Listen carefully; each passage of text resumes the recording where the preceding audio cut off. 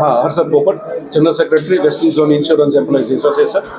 પરમ દિવસે દેશના નાણામંત્રી મેડમ સીતારમણ મેડમ દ્વારા ઇન્સ્યોરન્સ એમેન્ડમેન્ટ બિલ 2025 લોકસભામાં રજૂ કરવામાં આવ્યું.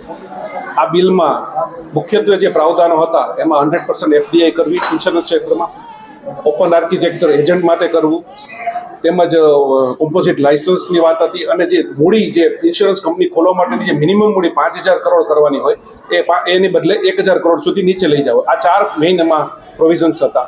બાકીના 3 પ્રોવિઝન્સને અત્યારે ટેમ્પરરી સાઇડમાં મૂકવામાં છે અને એક ફક્ત 100% એફડીઆઈ જે ઇન્સ્યોરન્સ ક્ષેત્રમાં બિલ પાસ કરવામાં આવ્યું છે. ગઈકાલે રાજ્યસભામાં પણ આ બિલ પાસ થઈ ગયું. આનાથી બહુ મોટી નુકસાની એલઆઈસી જીઆઈસીને ખૂબ જ જશે, કારણ કે 100% એફડીઆઈ કરવાથી દેશને જે પ્રાઇવેટ કંપનીઓ સાથે વિદેશી કંપનીઓ કોલોબરેશનમાં અત્યાર સુધી જે બિઝનેસ કરતી હતી એને બદલે હવે વિદેશી કંપનીઓ સીધી જ કોમ્પિટિશનમાં આવી જશે અને એલઆઈસી અને જીઆઈસીને ખૂબ જ મોટું નુકસાન જશે. અત્યારે 100% એફડીઆઈ કરવાનું કોઈ કારણ અમને સમજાતું નથી, કારણ કે 49%માંથી 74% કર્યું ત્યારે પણ અમે એ જ કહેતા હતા કે એફડીઆઈ બહુ ઓછું છે. આજની તારીખે 74% 2 દિવસ પહેલા હતું તો પણ 32.67% સુધી જ એફડીઆઈ હજી પહોંચ્યું છે.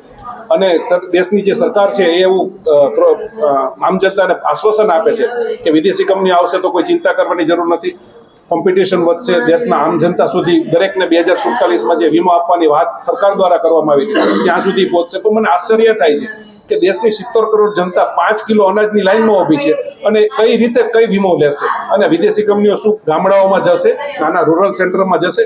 વિદેશી કંપનીઓનો મોટા પ્રીમિયમમાં રસ હોય, એમને કોઈ નાના જે બચત કરતી હોય જે આમ જનતા એના પ્રીમિયમમાં કોઈ રસ હોતો નથી. અને એ જે બચતો છે એનું રક્ષણ કરવાની જવાબદારી અત્યાર સુધી એલઆઈસી નિભાવતી હતી અને આજ સુધી નિભાવી છે, 56થી નિભાવતી આવી છે. શું આ વિદેશી કંપનીઓ દેશની જનતાને બચતોનું રક્ષણ કરશે? કારણ કે 1956 પહેલા જે પરિસ્થિતિ હતી, વિદેશી કંપનીઓ હતી જે એ પ્રકારની 245 કંપનીઓ હતી જે દેશની જે બચતો છે એનું લૂંટ ચલાવતી હતી. એટલા માટે જ રાષ્ટ્રીયકરણ કરવામાં આવ્યું. તો ફરી એક વખત એ જ સિચ્યુએશનમાં 1956 પહેલાની પરિસ્થિતિમાં આ સરકાર દેશની વીમા ક્ષેત્રને લઈ જવા માંગે છે. એટલે આજે દેશના જે બેન્કિંગ અને વીમા ક્ષેત્રના જે યુનિયનો છે એનું એક જોઈન્ટ ફ્રન્ટની રચના થઈ ગઈકાલે અને એમનો એક આદેશ આવ્યો. કારણ કે બેંકમાં પણ પરિસ્થિતિ એટલી જ ખરાબ છે. બેંકમાં પણ 26માંથી 49% કરવાની એફડીઆઈ કરવાની વાતો ચાલી રહી છે. આઈડીબીઆઈ બેંકનું પ્રાઇવેટાઇઝેશન કરવાની વાત ચાલી રહી છે. બીજી બેંકોને મર્જિંગની વાતો ચાલી રહી છે. કોઈને કોઈ પ્રકારે આ ક્ષેત્રમાં કોઈ પણ બધા ક્ષેત્રોને નબળા પાડવા માંગે છે, ખતમ કરવા માંગે છે. એટલા માટે બધા યુનિયનો ભેગા થઈ જોઈન્ટ ફ્રન્ટની રચના કરી છે અને આજે પહેલો આદેશ આવ્યો છે ડેમોન્સ્ટ્રેશન કરવાનો. આજે અમે બેંક અને એલઆઈસીના કે જીઆઈસીના કર્મચારીઓ સાથે મળીને એક ડેમોન્સ્ટ્રેશન કર્યું અને હજી પણ જોઈન્ટ ફ્રન્ટ નિર્ણયો લેશે અને જે કંઈ પણ આગળના પગલાઓ નક્કી કરવામાં આવશે એ પગલાઓ અમે ચોક્કસ લેશું.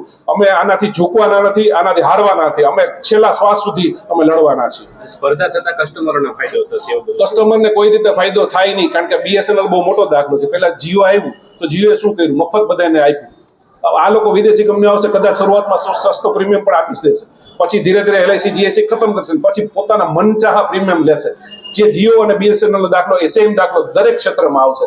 એર ઇન્ડિયાની શું હાલત થઈ આપણે બધા જાણીએ. એવા ઘણા અસંખ્ય ક્ષેત્રો છે કે જ્યાં મોટા વિદેશીઓ જે શાર્ક માછલીઓ જે આવે એટલે પહેલા તો તમને ટેવ પડે, સસ્તું આપે, બહુ આપે, પછી બધું ખતમ કરીને પછી એક હતું શાસન કરે. જે ઈસ્ટ ઇન્ડિયા કંપની કર્યું એ જ આ પરિસ્થિતિ પાછી અમને દેખાઈ રહી છે. Thank you.